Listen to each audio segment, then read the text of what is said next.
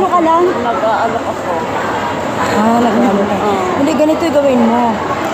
Pag napasok ka dito, i-accredit kita as sales associate. Para si ano ba, si Betchay? Kasi itong mga... Nasa Pinas na si Betchay, ah. Nag-for good? Oo. Nag-for good na ba? For good na pala siya. Kaya sabi niya doon na mag-aalok na lang daw siya doon. Bahay. Oo, tapos mag-aalok din ako. Siya mag-aalok din siya. So, Sa Pinas ako mag-aalok. accredited siya ng sales associate.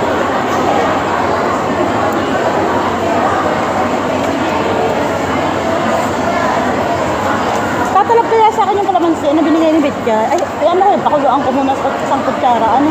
Sa kanin. Ang dry talaga ng lalamunan ko.